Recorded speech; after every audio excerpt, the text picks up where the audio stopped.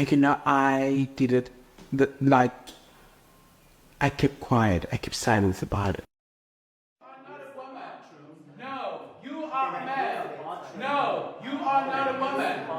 No, you are a male. You are not a woman. No, you are a male. You're not a woman. No, you are a male. You're not a woman.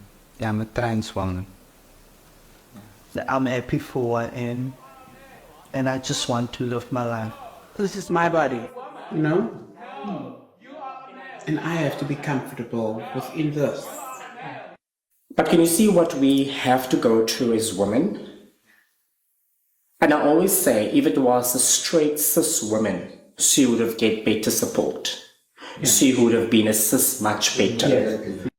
Instead of supporting you because you're a woman, but because of their mindset works like you are not a woman. You are the opposite.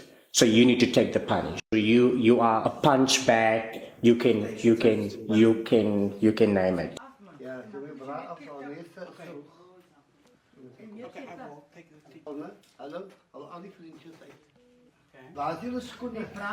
I love this. This is my choice. This is my choice. Yeah, you know, public needs to see, okay, she's balding herself. No, for me personally, I'm open, Tammy. I want you to really understand. I'm open. But people want to see everything. They just don't want to see the end product. Yeah. Wow, this is like a really special moment for me. Because like, I believe how many years I've been waiting for this, Jackie. You know? I felt so feminine within myself, but I could not visually be myself. Because I had to always consider, what is this going to say? What is that going to say? Yes, purple. Let's go with the purple effect.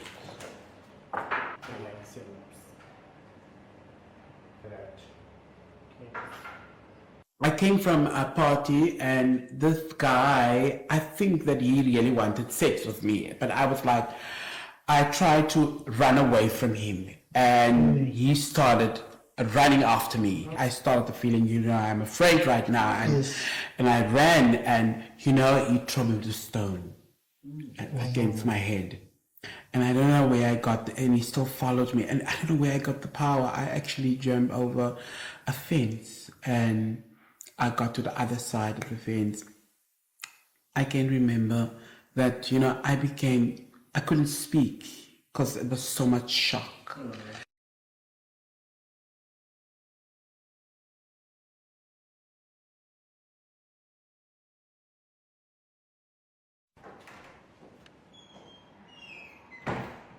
I was actually stayed for like being white ends, like walking in the street. Then this guy just came on to me and like said, "You're morphine." Then we were actually like fighting and he actually stabbed me. How many trans women has been killed and trans men in our urban areas? On a daily basis. Look at it, Lake Jacobs, what happened earlier this year. Yeah. She was being killed because she was walking down the road and someone out of the community was calling her a morphine and stabbed her to death. Which is what happened the same day the perpetrator came out of the police station. Didn't even went to jail. There was no justice. And the justice system are failing us.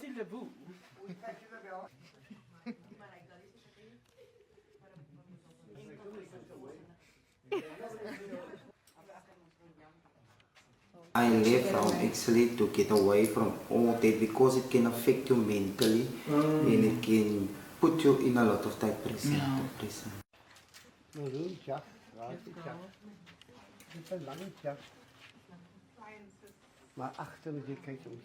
Wow. Hey girl. I'm a Star Galaxy queen.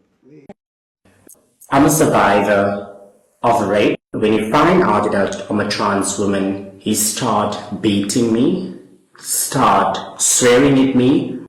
The sad part for me is that when I walked naked on that night, when my clothes was being pulled off, yeah.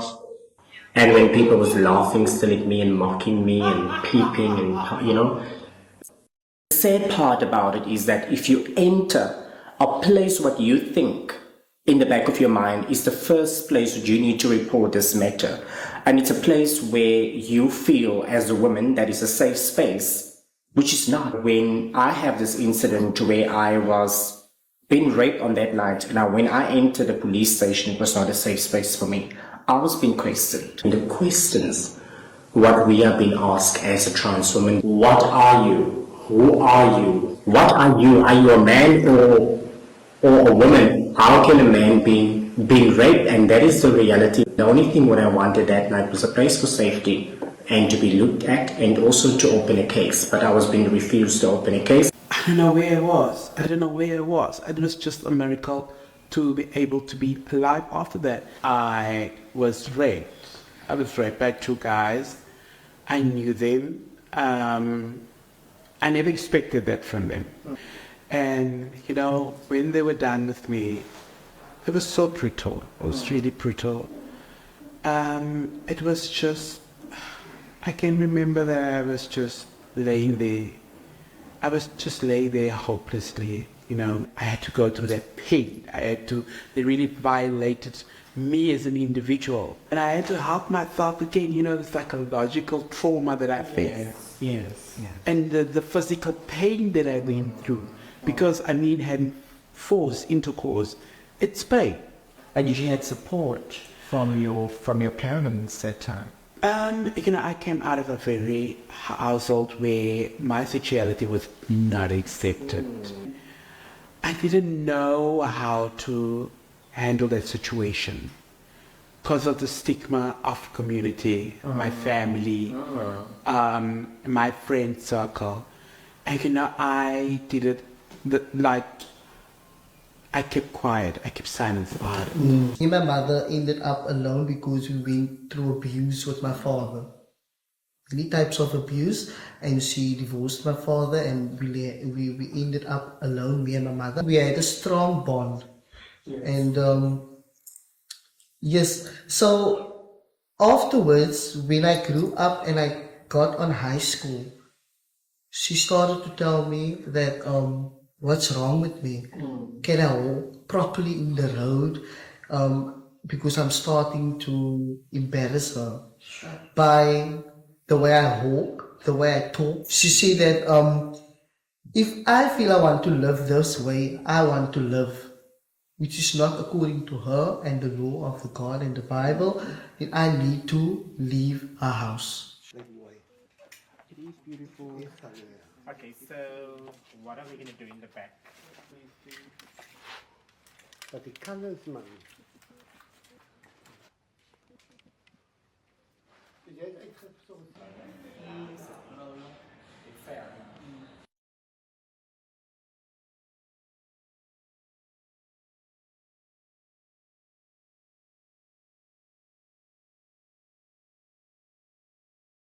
She literally rejected me and said that she won't be able to live with me.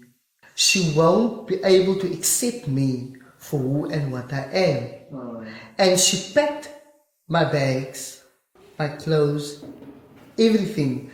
And she took me to her mother, my grandmother. And I stayed there, and they didn't also accept me. Especially my mother's family. Then I ended up dropped out of school. I went to my father. And my father is on drugs all the years. All the years he's on drugs. Since he was abusing us. Now he's on drugs, still on drugs. And then his mother is the one that's discriminating me. Calling me names. Say that I was, hit from the back. And I'm this moffie word, this word that they call, and I'm a he, and I'm embarrassing her and whatever. I landed on drugs and alcohol. I dropped out of school. As I landed on drugs, I got, one of our friends that's from our community, and she was friends with one of my father's friends who also raped me just because we didn't have drugs. My whole life turned. She didn't have drugs, I didn't have money, and that is where it happened. This man who raped me. I took it to the police, everything, and files just got disappeared. And there's one of the things that make it so difficult for us as the community members from the LGBTIQA plus community, because we already have family issues, we can't go back to family, right? It's very difficult for us. And now we're ending up in a space what is a cis straight environment, and now you face, I call it the second abused. I can still remember like how he used to hit me when I want to go out. When I want to go to my mother and see what just like ignore me. I grew up in a family in a small town, which is Worcester, out of Cape Town. You cannot come out because you're living with your parents, otherwise they're gonna hit you, they're gonna beat you, they're gonna put you out of the house, and you're gonna sleep outside because you're not gonna come into my house. You know, the beliefs was that we believe in the Bible and we believe in church, and what is B, what is A, it's A, and what is B, it's B, and there's nothing else, right? You know, my parents, especially my dad, he didn't like that, you know. He wanted, you know, truck driver, the men that's gonna feed their children. I will sneak through our clothing and fit, and I will have my fairy tale show, because I know if my dad or somebody's gonna find me, I'm gonna get a hiding. So you know, it's like my little thing. And that was innocence. That is pure innocence. Our constitution is one of the most beautifulest constitutions in the world. You know, but when it comes to really practicing it on a daily basis, I feel we as South Africans are not there yet. And as trans women, it makes even 10 times harder for us. I have a discrimination case at the moment at the magistrate court. The person was violating my human dignity and equality. Maybe some of you girls can relate to it. Where I was using the female bathroom and the woman came, was working there, and she dragged me out of the toilet and tell me that you're not going to use this bathroom. Can you go to the men's toilet because you are a man? Look at you. On that day, I just had a pee. I just want to use the bathroom. You are not a woman. No, you are a male. You're not a woman. I don't have to explain to you before I can use the bathroom what my body parts is. Look over the toilet when I was busy. Do you see how Just see what was happening. You're not a woman. And where does your privacy come in this violation? it really damage a person's self-esteem, your pride, and your identity. So where do I belong? I also belong here. And as much as you belong here, I belong here too. I also have rights. It's my democratic right to be this being. Our constitution stipulates that. So who gives you the right to violate my human rights?